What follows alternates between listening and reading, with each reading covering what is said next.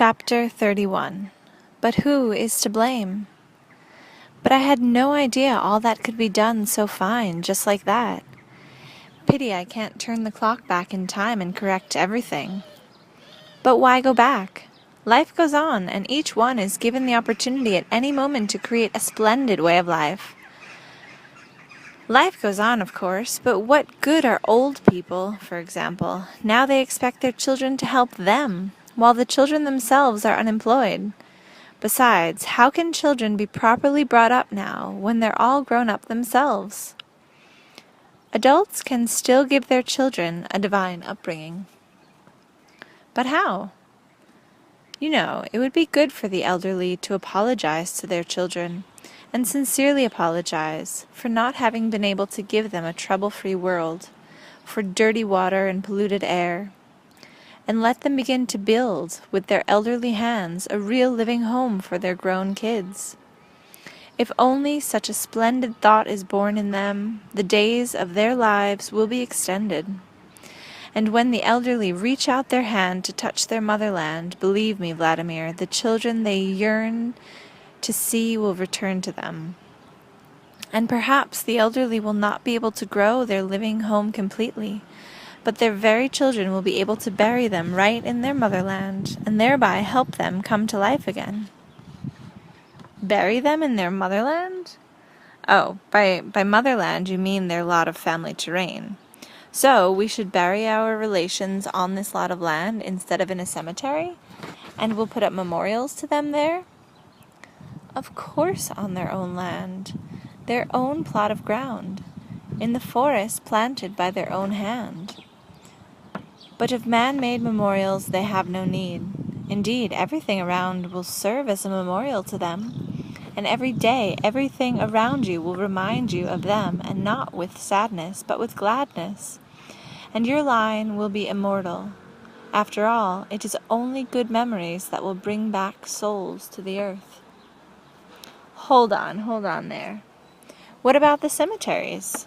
Do you mean to say that they're completely superfluous? Vladimir, cemeteries today are something like cesspits, where people throw their useless garbage. Even up until recently, the bodies of those who died were buried in family tombs, chapels, and temples, and only those without family or wayward people were taken outside the community. What is left today is but a distorted remembrance of ritual of long ago. You go through a ritual after 3 days, then 9 days after that, then 6 months, then a year, and so on. Then the remembrance is wholly superseded by the ritual itself. The souls of those who have passed away are gradually forgotten by those living today. And even the living are all too often forgotten, when children abandon their own parents and run away to some far-off land.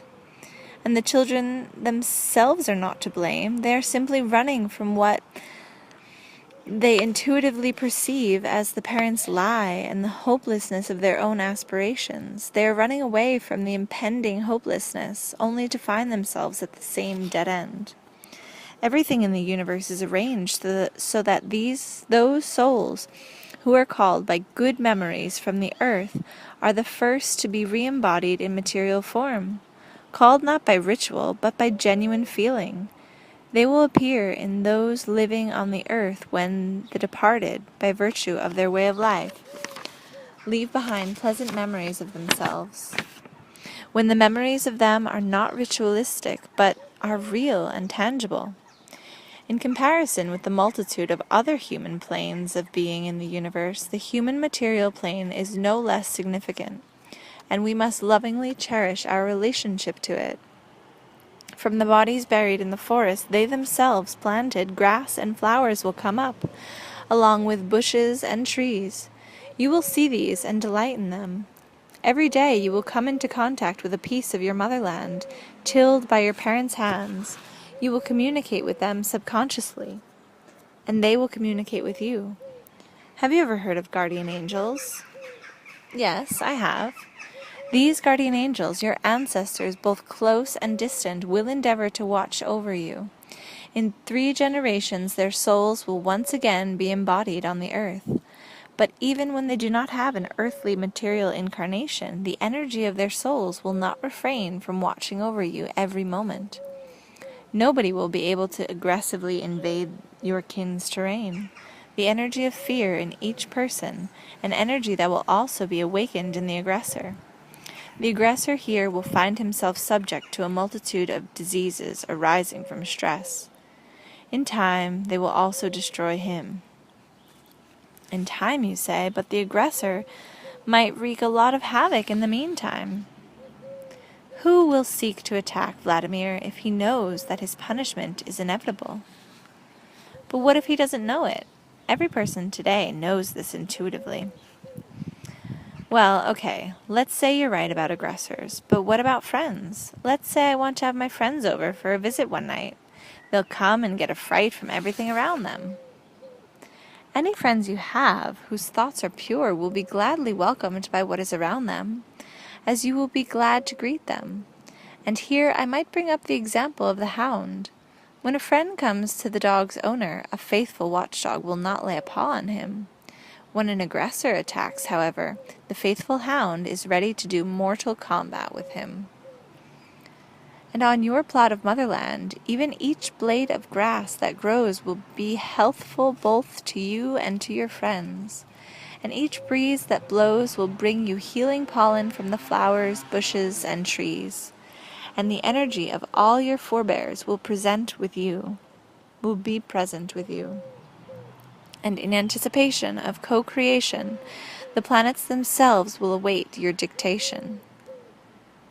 And the face of your beloved will reflect from every petal of the splendid flowers in perpetuity, and the children you raise will tenderly talk with you for millennia to come, and you yourself will be embodied in new generations, and so you will talk with yourself and help with your own upbringing, and you will produce co-creations with your parent. In your own motherland, in your own space of love, will dwell the divine energy, love. When Anastasía told me about the plot of land back in the taiga, my breath was simply taken away, captivated as it was by her fervor and the intonations of her voice. Later, after coming home and writing these lines, I often wondered how important it really is for each individual to have such a spot of his own. This piece of one's motherland, as she calls it. Can one really see to a child's upbringing when he is already grown? With one's own last breath? Is it really possible, with the help of one's own family terrain, to speak to one's parents again, and for their energy to protect one, both in spirit and in body? And just imagine, it came about that all my doubts were erased, all on their own by life itself. This is how it happened. Chapter 32. The Old Man at the Dolmen. 3 years ago, I went to the northern Caucasus to write the first chapters about the dolmens, which people now flock to visit in an unending stream. But back then, very few bothered to come and see these edifices of our ancient forebears. I would make frequent visits on my own to the dolmen situated on a property belonging to a farmer by the name of Stanislav Bambakov in the settlement of Pshada, in the Galensik district. And each time I went, there was old Bambakov at the dolmen. He always showed up unexpectedly, wearing a patched shirt and carrying a jar of honey from his apiary. The elderly man was tall, lean, and very agile. He had acquired his land only recently at the beginning of Perestroika, and gave the impression he was most anxious to get everything set up on it as quickly as possible. He built himself a small house and a shed for his beehives, along with farm buildings made of various scrap materials. He started putting in an orchard and digging a small pond, thinking to coax forth a water spring, but he ran into a layer of rock. In addition, old Bambakov was very attentive to the dolmen. He would sweep all around it. He also took the rocks he found in the field beside the dolmen and put them in a pile. He told me that these rocks had been brought here manually from other places, and pointed out how different they were from the other rocks in the vicinity. People had made them into a mound, he said, and erected the dolmen on top. The old man's farmstead stood off to one side, away from the settlement and the main road. Most of the time he worked it all by himself. I wondered whether he realized how pointless his efforts were. There was no way he could set up his farmstead, work the land, and build himself a regular modern house. But even if a miracle should happen, and he should succeed in beautifying the surrounding land, and establishing his farmstead, he would still hardly have cause for rejoicing. Everybody's children were running off to the cities. Indeed, this old man's son had set himself up with his wife in Moscow, where he'd become a civil servant. Didn't the old man realize how pointless his efforts were? They weren't of any use to anyone, even the children. Their father would no doubt have to die with a heavy heart, knowing that his farmstead would go to ruin, knowing that everything would grow over with wild grasses and his bees would swarm out, and the dolmen standing so awkwardly in the middle of his field would once again get covered in garbage. He ought to have taken it easy in his advanced years. While here he was working his heart out from morning till night, always digging or building something like a possessed man. One time I arrived at the dolmen well after dark. The path leading to it was lit by the light of the moon. Silence reigned. The only sound was the rustle of leaves in the breeze. I stopped a few steps short of the trees growing around the dolmen. There, sitting on a rock next to the dolmen's portico, was the old man. I recognized his gaunt figure at once. Usually agile and cheerful, he sat there without so much as a stir. He appeared to be weeping. Then he got up and began pacing back and forth near the portico with his usual quick gait. Then he stopped abruptly, turned toward the dolmen, and gave an affirmative wave of his hand. I realized that Bambakov was communicating with the dolmen, having a conversation with it. I turned and headed back to the settlement, endeavoring to tread as softly as I could. Along the way, I fell to wondering how this old fellow, already in his twilight years, could possibly be helped by the dolmen, no matter how strong or wise a spirit it possessed. How, indeed? Surely not just through communicating like that. Wisdom is something you need when you're young. What good is it when you're old? Who needs it? Who's going to listen to speeches of wisdom, if even one's own children are 1,000,000 miles away? Then, a year and a half later, during one of my regular visits to Galenzik, I once again set out for the dolmen on old Bambakov's property. I already knew that Stanislav Bambakov had died, and I was a little sad that I wouldn't be seeing this cheerful, stalwart old fellow again. And I was sorry that I wouldn't have the chance to taste any more honey from his apiary. But what worried me the most was the prospect of seeing garbage around the dolmen, and the whole place in a state of ruin. However, the lane leading from the main road to the farmstead, it turned out, was freshly swept. Just before the path turned off that led to the dolmen, there among the trees stood wooden tables with benches around. Even a beautiful gazebo. Along the lane, neatly marked off by whitened stones, were growing green cypress saplings. Lights burned in the windows of the little house, as well as outside on a lamp-post. His son, old Bambakov's son, Sergei Stanislavich Bambakov, had left Moscow, quit his job, and moved with his wife and son here to his father's farmstead. Sergei and I sat at one of the tables underneath the trees. My father rang me in Moscow, asked me to come. I came, looked around, and brought my family, recounted Sergei. And I started working here with my dad. Such a joy it turned out to be working alongside him. And when he died, there was no way I could leave this place. No regrets moving here from Moscow? No regrets, and my wife has no regrets either. I thank my father every day for this. We feel a lot more at home here. Have you got some facilities in running water, for instance? Facilities? Well, you see the outhouse there. That's something my father fixed up before he died. No, I'm talking about feeling at home in a different way. You know, feeling better inside, more satisfied. And what about work? We've got our fill of work. There's the new orchard to tend to and looking after the apiary. I'm still not 100% knowledgeable about working with bees. Too bad my father's skills didn't rub off on me. More and more people are coming to the dolmen, and every day we greet the touring coaches. The wife's always glad to help out. My father asked me to keep on greeting people, and I greet them. I've set up a little coach stop. I want to bring in running water, but they keep harassing us over taxes. Right now, we don't really have enough to get by. At least we can be thankful that the head of the local administration can give us a little help. I told Sergei about what Anastasía had said about land, about the lots, and remembering parents, and he responded, "You know, she's right. She's 100% right. My father died, and yet it seems as though I talk with him every day. Sometimes we argue even, and he's becoming closer and closer to me. It's as though he never died." What do you mean? How can you talk with him? The way mediums do? You hear voices? Of course not. It's much simpler than that. You see that crater over there? He was searching for water and stumbled across a layer of rock.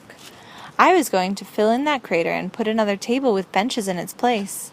And then I thought to myself, what have you done here, dear old Dad?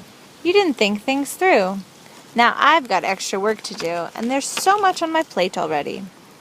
Only the rains came, and water gushed down from the mountain and filled the crater, and it stayed. The water level stayed up for several months. A little pond formed, and I thought, jolly good, Dad. That crater of yours is good for something after all. And now I see there's so many other things he thought of here. I'm still trying to figure them all out. Can you tell me how he managed to get you to come here, Sergei, all the way from Moscow? What words did he use?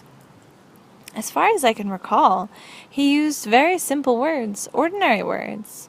I only remember that his words gave me some kind of feelings and desires I had never had before. And here I am. Thank you, Dad. What words did old Bombakov learn when he communicated with the dolmen? What wisdom did he learn to make his son come back to him? And come back to him for good? Pity they buried him in the cemetery and not on his own land, like Anastasía said. And I began to be even a bit envious of Sergei. His father found, or created for him, his own piece of his motherland. Will I ever have mine? Will others have theirs? Bombakov has it good. It would be good for everyone to be able to stand on their own piece of their motherland.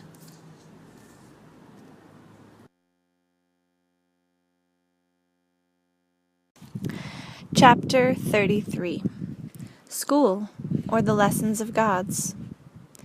After my final visit to the dolmen on Stanislav Bombakov's property and my meeting with his son, I began recalling more distinctly my conversation with Anastasía about one's motherland and about her lot project. My head was floating in memories of the individual plots comprising splendid communities of the future, which she had outlined with a stick in the moist earth, and how enthusiastically, with unusual intonation in her voice, she had endeavored to describe them. It was as though I could hear the very leaves rustle in the gardens now covering the former wasteland, and hear the pure water gurgling in the brooks, and look and see the beautiful and happy men and women living among them, and hear the children's laughter and the songs at the close of the day.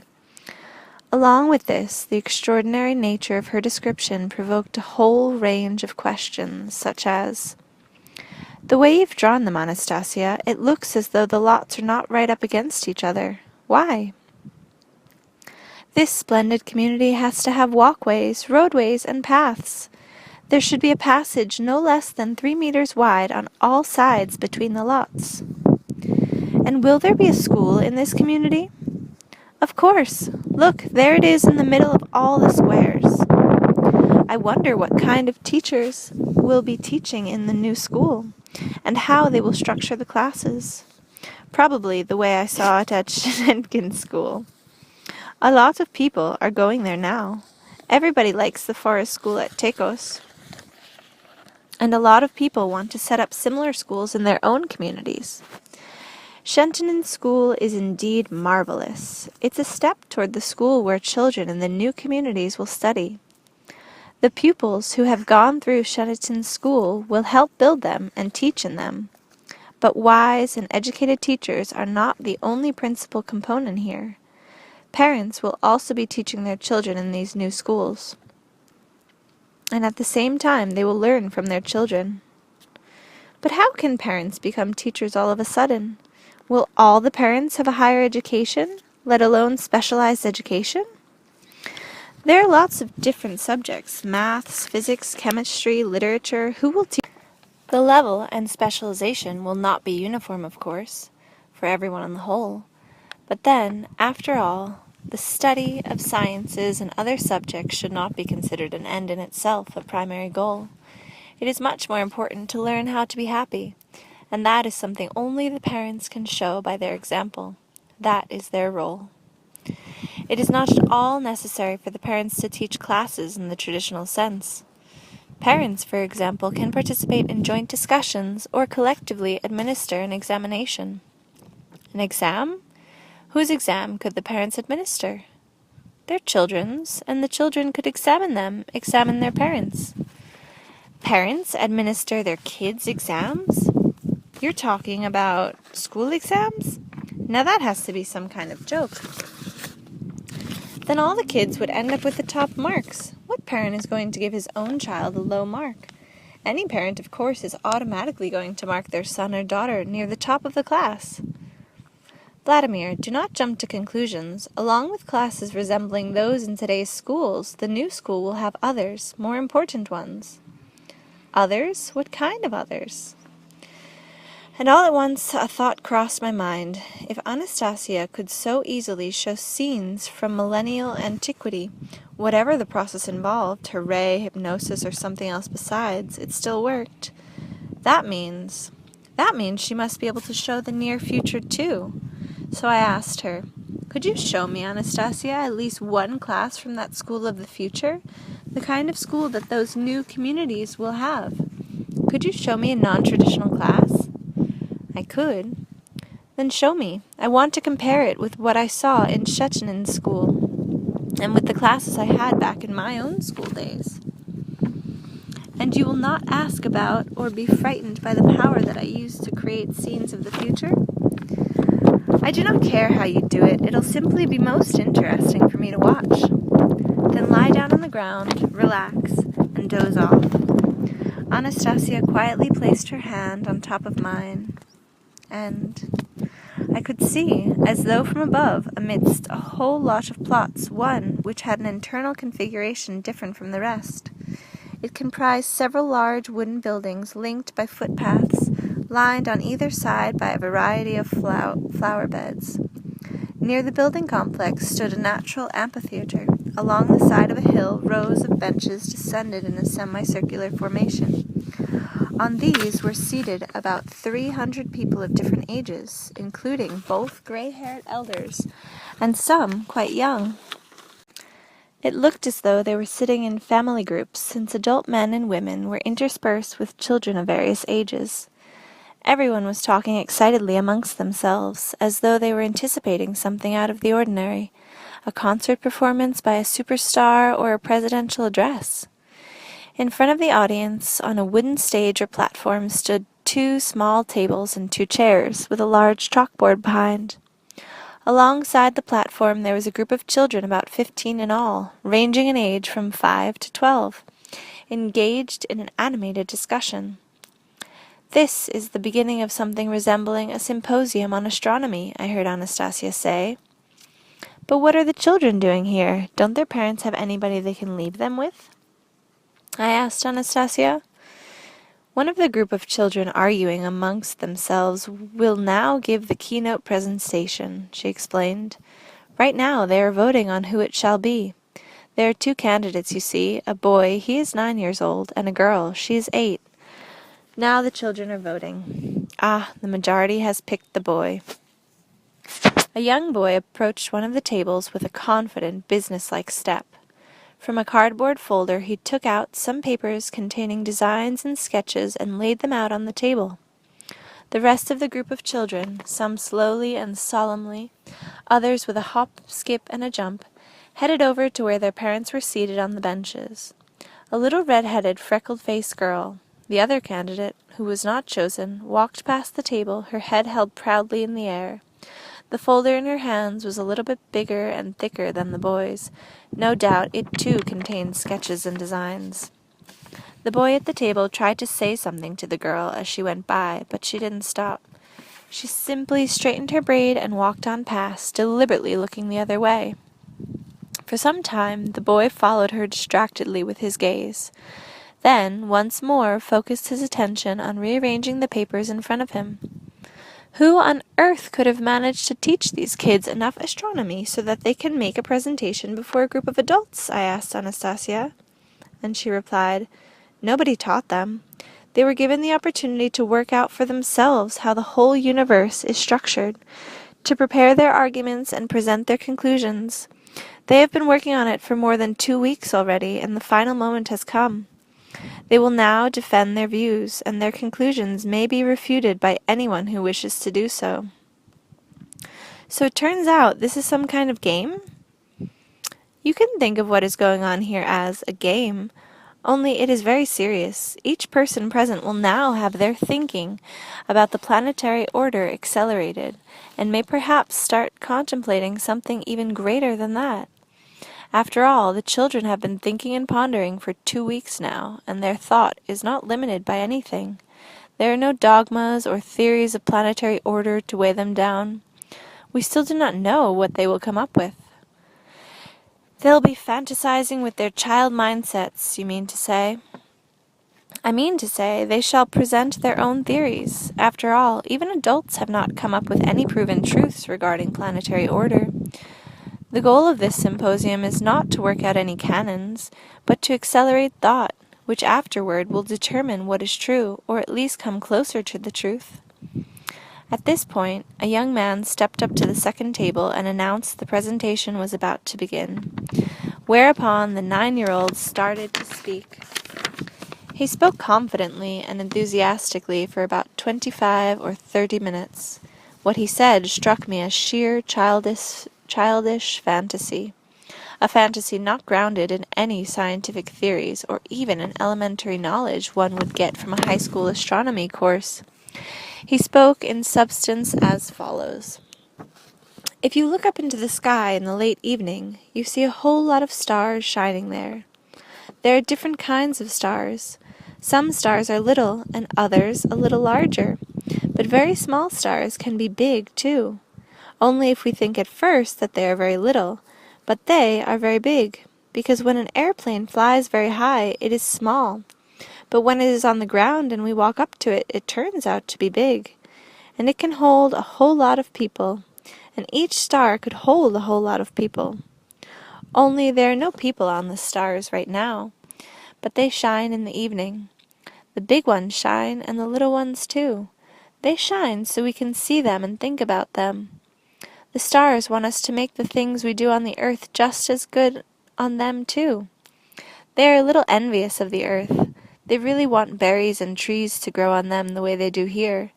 They want the same little streams and fishes. The stars are waiting for us, and each one of them is trying to shine to make us pay attention to it. We can't yet travel to them, because we've got a lot of things to take care of here at home. But when we do take care of everything at home, and things are good everywhere on the whole earth, then we shall travel to the stars. Only we shan't travel by plane or rocket ship, 'cause flying by plane would take too long, and the rocket ship would be long and boring. Besides, we won't all fit into a plane or a rocket ship, and there won't be room for all sorts of things we want to take with us. There won't be any room for trees or a stream. But once we make everything right all over the earth, we'll fly the whole earth to the nearest star. Besides, some stars will want to come to earth themselves and snuggle up to it. They have already sent their fragments, and their fragments have snuggled up to the earth. People used to think that these were comets, but They are fragments of stars which really, really wanted to snuggle up to our beautiful Earth. They were sent by the stars, which are waiting for us. We can fly the whole Earth to a far-off star, and whoever wants to can remain on the star to make it beautiful like the Earth. All this time, the boy had been holding up his sheets of paper and showing them to the audience. They contained drawings of a starry sky and the Earth's trajectory as it headed toward the stars. The last drawing portrayed 2 stars blossoming with gardens and the Earth moving away from them on its intergalactic journey. When the boy finished talking and showing the drawings, the master of ceremonies announced that anyone who wished could challenge him or put forth his own views on what had just been said. But no one hastened to speak. Everybody remained silent. It looked to me as though they were concerned about something. "What are they hesitating for?" I asked Anastasía. "Don't any of the adults here know about astronomy?" "They're hesitating because they know whatever arguments they put forth must be clear and well thought through. After all, their children are present. If what they say is not understandable or acceptable to the children's hearts, then the speaker will risk being mistrusted or, even worse, treated unsympathetically. Adults cherish their relationship with their children and hesitate to risk any harm to it. They are afraid of incurring the audience's disfavor, especially their children's." The heads of many in the audience began turning in the direction of a gray-haired elderly man sitting in their midst. He had his arm around the shoulder of the little red-haired girl sitting beside him, the same one who had been one of the candidates to give the keynote presentation.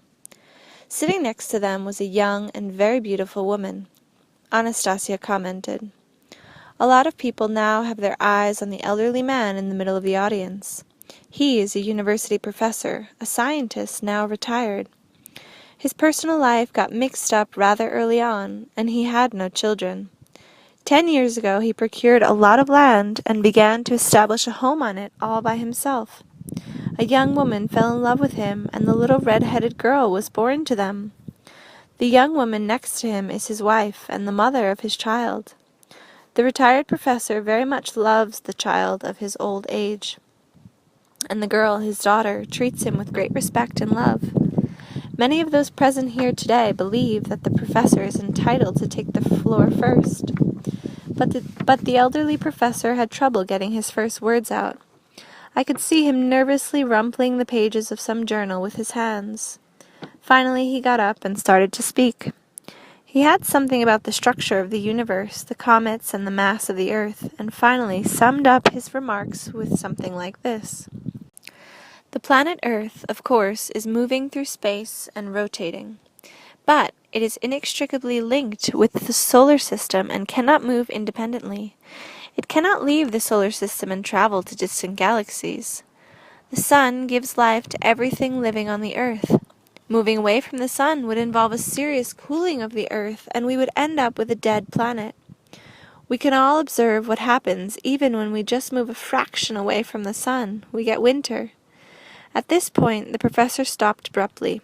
The boy who had presented the paper flipped distractedly through his sketches, then gave a questioning glance to his peers in the group, the one who had helped him prepare the presentation.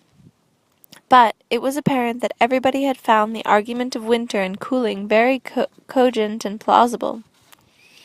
This argument had the effect of crushing the children's beautiful dream of a space-traveling Earth, and all at once, in the ensuing quiet, which had lasted half a minute already, the voice of the elderly professor once more sounded forth. Winter. Life can help but slow down if the Earth doesn't get enough solar energy. Simply can't help. You don't need any scientific studies to see that, to be convinced. On the other hand, it is possible that the Earth itself possesses energy the same as the sun. Only it hasn't yet manifested itself. Nobody's discovered it yet. Perhaps you yourselves will discover it at some point. Perhaps it is possible that the Earth could be self-sufficient. This energy will be made manifest in some way. The sun's energy will show itself on the earth, and, like solar energy, it will be able to unfold the petals of the flowers. And then we can travel on the earth across the galaxy. Yes, then. The professor lost his train of thought and fell silent. A murmur of dissatisfaction could be heard through the audience, and then it all began. The adults in the audience began getting up from their seats and holding forth, denouncing the professor, especially the possibility of living without the sun. Some of them spoke of the photosynthesis of plants, others about environmental temperature, still others about the fixed nature of planetary trajectories. Through all this the professor sat with an increasingly drooping head.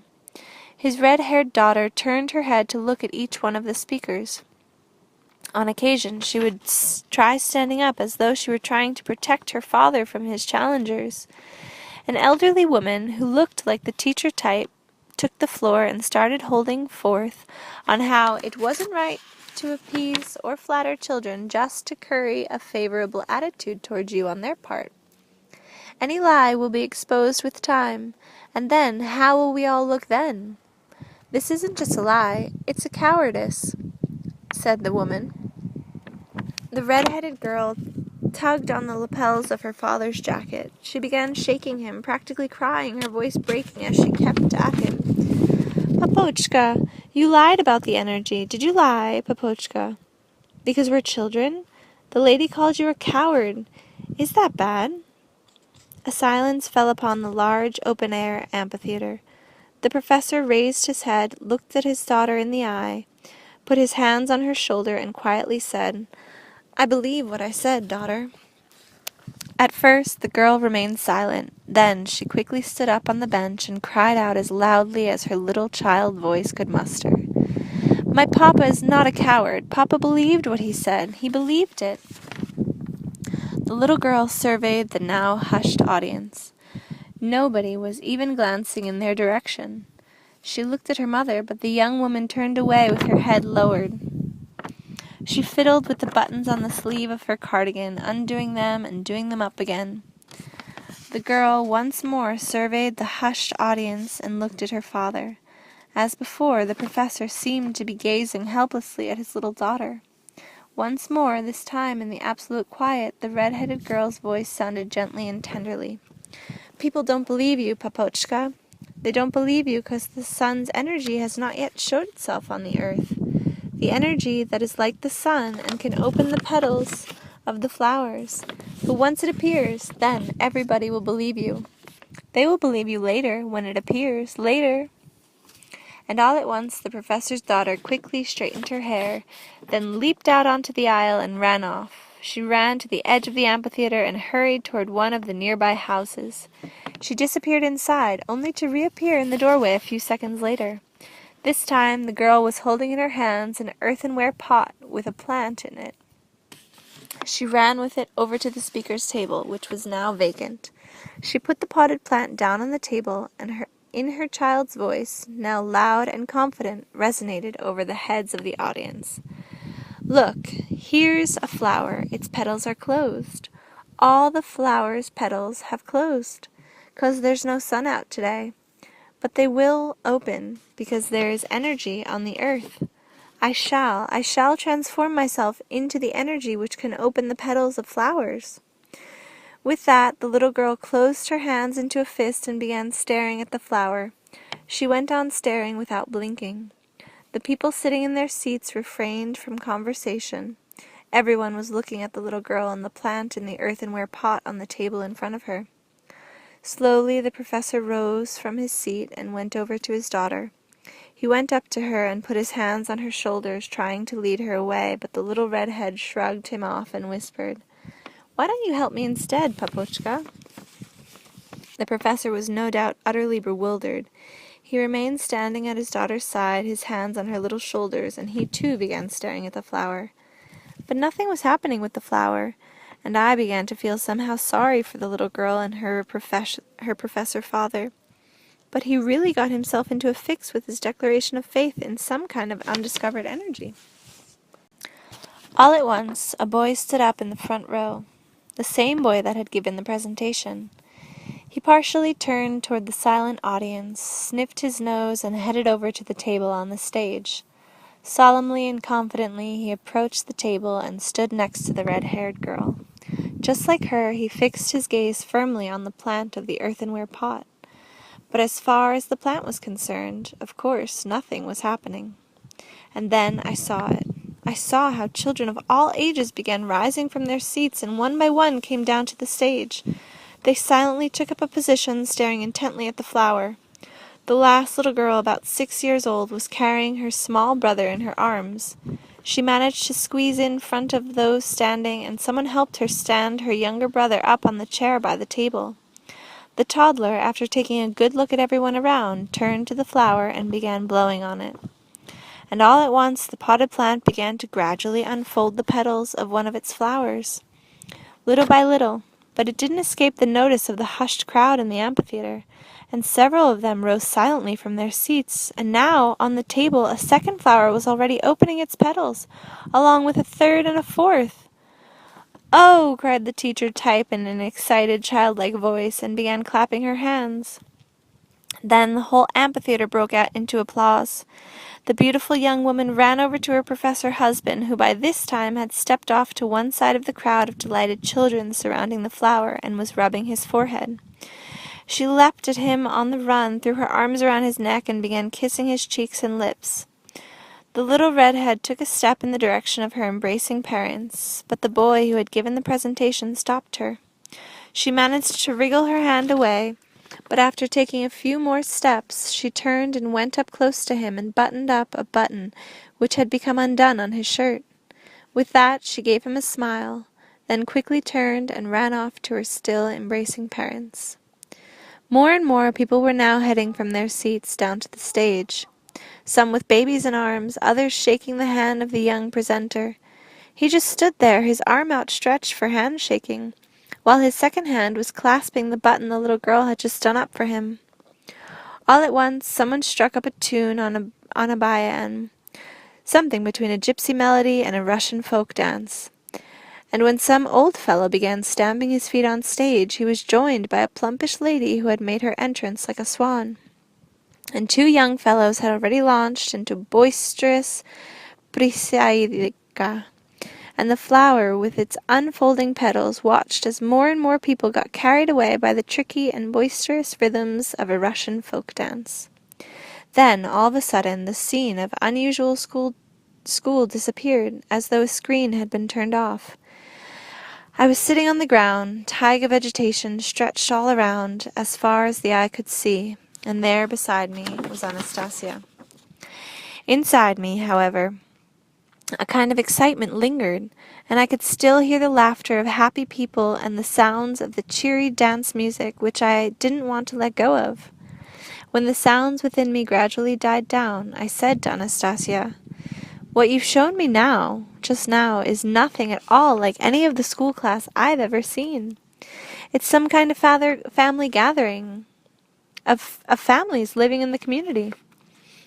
And there wasn't a single teacher there. Everything happened all by itself. There was a teacher, Vladimir, a very wise teacher, but he purposely did not attract anyone's attention to himself. But why were the parents there? Their emotional reactions only provoked stress. Emotions and feelings can accelerate thought by a factor of many times. They have lessons like that every week in this school. Teachers and parents are united in their aspirations, and children consider themselves to be equal with adults. All the same, it seems weird to think of parents participating in their children's education. After all, parents aren't trained to be teachers. It is sad, Vladimir, that people have got into the habit of handing over their children to others to be raised, regardless of who these others are, a school or some other institution. They simply hand their children over, often not knowing what kind of world view will be inculcated in them, or what destiny awaits them as a result of somebody's particular teaching. By giving their children over to an uncertain future, they're actually just depriving themselves of their own children. That is why children whom mothers hand over to someone else to be taught learning often forget their mothers in turn. The time came to leave. My mind was filled up with all the information I had acquired, so much so that I was scarcely aware of my surroundings. I took my leave of Anastasía in some haste. I told her, "Don't bother seeing me off. When I'm walking alone, I can think unhindered." "Yes, do not let anyone hinder your thinking," she responded. "When you come to the river, my grandfather will be there, and will help ferry you across to the landing." I walked alone through the taiga in the direction of the river and thought about everything I had seen and heard, all at the same time. But one question persisted above all others. How did we get into this situation? We, meaning the majority of people. We think everyone has their motherland, and yet none of us has a little piece of motherland to call their own. And there isn't even any law in our country, no law guaranteeing a man or his family the opportunity to own in perpetuity, ever-changing, a single hectare of land. Political leaders and parties in their ever-changing procession promise all sorts of benefits, but they all manage to avoid the question concerning a piece of our motherland. Why? And yet our grandmotherland consists precisely of little pieces, native, small family homesteads, with little houses and gardens on them. If nobody has anything like that, then what does our motherland consist of? A law must be drawn up to guarantee everyone their piece of motherland. For every family that wants one, the deputies can pass such a law. The deputies are chosen by all of us. That means we must vote people into office who will agree to pass such a law. A law! How should it be worded? Maybe this way? The state is obliged to provide each family couple, upon request, 1 hectare of land for use in perpetuity, with right of inheritance. Agricultural yields on these family lands shall never be subject to any kind of taxation. Family lands are not subject to sale. Something like that would be okay. But what if somebody takes the land and doesn't do anything with it? Then the law should also state, if over a period of 3 years the land is not cultivated, the state may take it back. But what if some people want to live and work in the city and use their family domain like a dacha? Well, let them. Women will still come to their kin's domain to give birth. Those who do not will not be forgiven later by their children. And just who will push this law to final adoption? A political party? Which one? We need to set up a party for this purpose. And just who will take care of organizing it? Where do we find politicians like that? We must seek them out somehow, as soon as possible. Otherwise, you could die and not once come nigh to your motherland, and your grandchildren won't remember you. When will an opportunity like this come again? When will it be possible to say, "Greetings, my motherland"? Anastasia's grandfather was sitting on a log by the shore. Nearby, a small wooden boat was tied up, rocking ever so gently on the waves. I knew it wasn't too hard to row to the nearest landing a few kilometers downstream on the other side of the river, but how would he fare coming back against the current? I wondered as I greeted the old fellow. I asked him about it. "I'll make it by and by," answered Anastasia's grandfather, always cheery as a rule. On this occasion he seemed rather somber and not much inclined to conversation. I sat down beside him on the log. "I can't understand," I said, "how Anastasia can hold so much information inside her, how she can recall things from the past and know everything that is going on in our lives right now. And here she lives way out in the taiga, and delights in the flowers, the sun, and all the little creatures. It's as though she doesn't think about anything." "What's there to think about?" her grandfather replied. "She feels it, this information. When she needs it, she takes as much as she wants. The answers to all the questions are right here in space, right with us. We need only to know how to perceive them and make them manifest." "How do we do that?" How? Say you're walking along the street of a city you know very well, thinking about your own affairs, and a passer-by suddenly comes up to you and asks how to get somewhere. Can you give him an answer? Sure. You see how simple it all is. You were thinking about something completely different. The question put to you has absolutely no connection with what you were thinking about, and yet you are still able to give an answer. The answer lives in you. But that's just a request for directions. But if the same passerby were to ask me what happened in the city we're in, let's say 1,000 years before we met, no man could give an answer to that. He could if he couldn't if he's lazy or neglectful. Everything, right from the very moment of creation, is stored in and around each individual man. Why don't you get into the boat? Time to push off. The old fellow took the oars. When we had got about 1 kilometer from our departure point on the shore, Anastasia's erstwhile taciturn grandfather began to talk. Try not to wallow in all your information and contemplations, Vladimir. Decide what's real by yourself. With yourself, you should be able to feel both matter and what you cannot see in equal measure. Why are you telling me this? I don't understand. Because you've started digging around in all the information, trying to define it with your mind. But you won't get it with your mind. The mind can't possibly fathom the volume of information known to my granddaughter. And you'll stop being aware of the creative process taking place around you. I'm aware of everything, the river, the boat. If you're aware of everything, then why weren't you able to say a proper goodbye to my granddaughter and your son? Well, maybe I wasn't able to after all. You see, I was thinking more globally. I had indeed left almost without saying goodbye to Anastasía, and I got so immersed in thought during my whole journey back to the river that I hardly noticed the time. But suddenly found myself on the riverbank. I added, Anastasía also thinks about other things. She thinks globally. She doesn't need a whole lot of sentimental gestures. Anastasía feels with herself all planes of being. She doesn't feel one at the expense of another. So, take your field glasses out of your bag and have a look back at the tree on the bank where we pushed off. I got out my field glasses and had a look. Standing there by the tree trunk, holding our son in her arms, was Anastasía. On her bent arm hung a little bundle. She stood there with our son and waved her hand at our boat, which was moving further and further away downstream, and I waved back. Looks as though my granddaughter and her son followed you. She was waiting for you to finish your contemplating and start thinking of your son, and her too. And she gathered together that bundle for you, but it seems the information you had gathered from her was more important to you.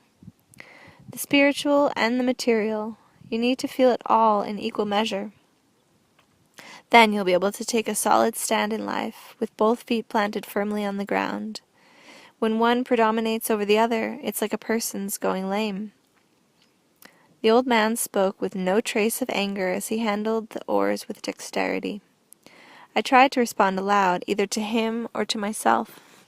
Most of all, now I need to understand things for myself. Who are we? Where are we?